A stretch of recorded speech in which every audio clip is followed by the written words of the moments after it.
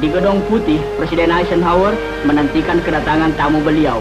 Kepada Presiden Soekarno dinyatakan oleh beliau bahwa rakyat Amerika menaruh perhatian besar terhadap usaha-usaha pembangunan Indonesia.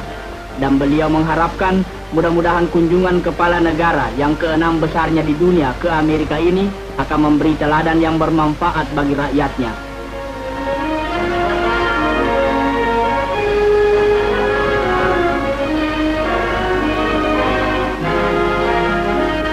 Kemudian Presiden Eisenhower berkenalan dengan Guntur dan selanjutnya menjamu tamu-tamu beliau untuk bersantap siang. Dikala itu Presiden Eisenhower mempersembahkan sebuah mangkuk perak tiruan asli daripada buatan Paul Revere, seorang pandai perak yang besar jasanya dalam revolusi Amerika dahulu.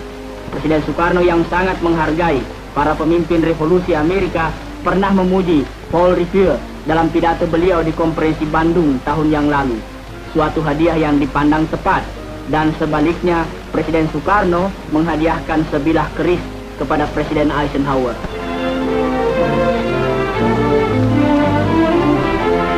Setelah santapan siang, Presiden Soekarno menuju ke Blair House, tempat tamu-tamu agung pemerintah Amerika, di mana beliau tinggal selama 3 hari di Washington.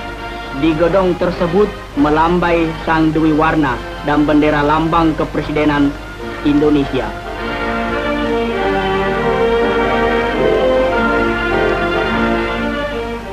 Meskipun beliau letih benar, Presiden Soekarno tak ingin melupakan mereka yang ingin berkenalan dengan beliau.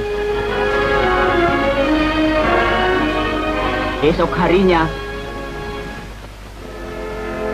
Presiden Soekarno mengunjungi Taman Pahlawan di Arlington, negara bahagian Virginia, dan sejenak mengheningkan cipta untuk arwah pahlawan Amerika yang tak dikenal.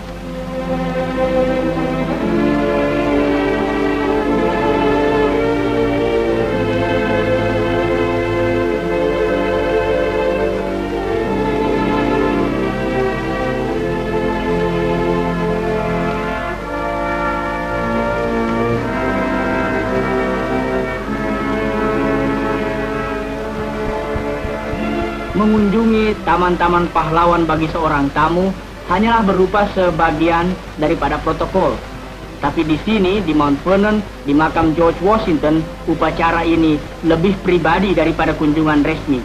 Karena Soekarno sendiri, Washington, George Washington Indonesia, dan George Washington Amerika menjadi gurunya. Ajaran itu demikian baiknya, hingga seperti George Washington memimpin Amerika ke kemerdekaan, Soekarno juga memimpin Indonesia ke kemerdekaan. Di Mount Vernon, Presiden Soekarno di sini diiringi oleh anggota rombongan dan dari Kedutaan Besar Indonesia.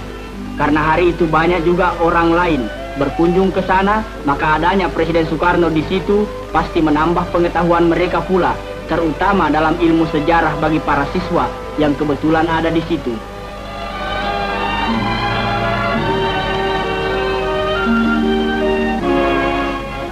Kembali di ibu kota, Presiden Soekarno mendapat penghargaan istimewa ketika beliau berkesempatan berpidato di hadapan sidang gabungan Kongres Amerika Serikat. Beliau disambut oleh Ketua Dewan Kongres, Sam Rayburn, dan Wakil Presiden Nixon, dan para tokoh rakyat Amerika lainnya. Setelah mengucapkan terima kasih, Presiden Soekarno menyampaikan salam rakyat Indonesia. Kemudian, dengan tegas beliau mengutarakan asas-asas persahabatan antara Indonesia dan Amerika, dan menjelaskan pula arti Pancasila yang disambut dengan meriah oleh para hadirin. Standing here before you, Mr. President and Mr. Speaker, and before all the other honorable members of this Congress, my thoughts, the thoughts of a man born in a cottage and grown up among poor people, go to the homes and hearts of the multitudes of the American people from all strata of your society, for whom you act as elected representatives. May I therefore convey to you and through you to the people of America the most sincere greetings of the Indonesian people and their thanks for your past generous assistance, with the hope that this visit to the United States of America will foster closer relations between our two nations. Immediately we had proclaimed our independence in August 45, we attached as preamble to our constitution the Pancasila. Panca means 5, Sila means principle. The Pancasila, the 5 guiding principles of our national life. Perhaps you know already what our Pancasila is. It gives us the 5 principles of our state. These are: first, believe in God.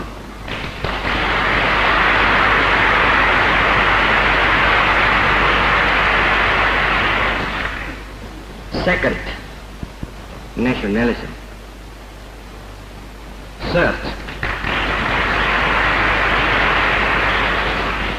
Third, humanity.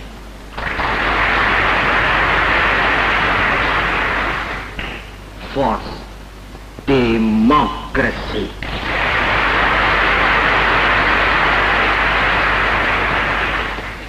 Fifth, social justice.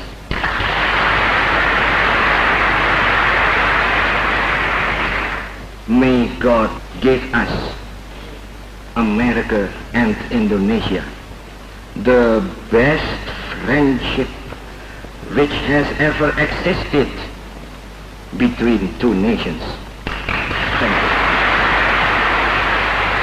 Dengan pidato yang jelas dan tegas, Presiden Soekarno lebih memikat hati para pemimpin rakyat Amerika ini, dan sekali lagi mendapat tepuk tangan yang gemuruh ketika menyelesaikan pidatonya. Dengan acara yang begitu banyak, Presiden Soekarno sebagai seorang yang menaruh minat besar dalam seni lukis, sempat juga mengunjungi National Art Gallery yang terkenal di Washington ini. Guntur turut juga.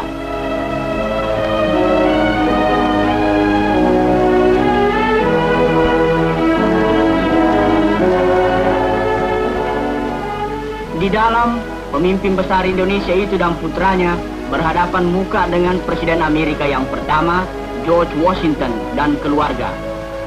Masih banyak tempat-tempat lainnya yang perlu dilihat di Washington, tetapi 3 hari saja tidak cukup.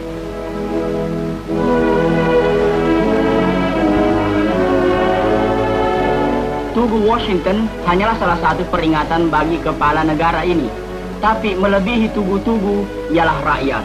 Pemuda Amerika, terutama dengan kepercayaannya dan keberanian yang begitu meresap di hati Presiden Soekarno dan putranya. Seperti juga para pelancong lain, mereka pun mengunjungi tugu peringatan Lincoln, pelopor perjuangan persamaan hak-hak perseorangan.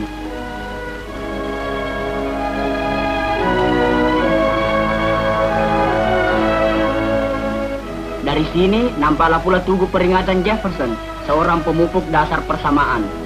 Kunjungan ke pusat yayasan Islam juga termasuk acara selama 3 hari di Washington.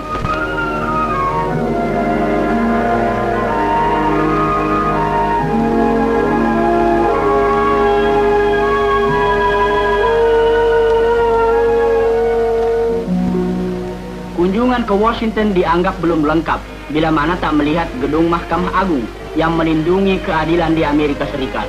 Persamaan, keadilan di bawah undang-undang hukum. Sorenya diadakan resepsi bagi kalangan diplomatik di Kedutaan Besar Indonesia di Washington, dan juga pertemuan ramah tamah dengan masyarakat Indonesia di ibu kota ini.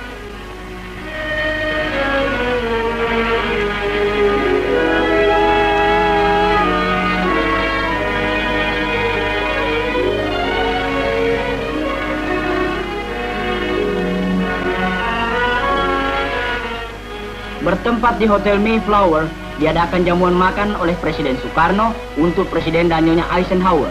Nampak di sini Menteri Luar Negeri Indonesia Ruslan Abdul Ghani, Nyonya Noto Widikdo, Presiden dan Nyonya Eisenhower, Presiden Soekarno, dan Duta Besar Indonesia Mukarto Noto Widikdo, dan para tamu lainnya.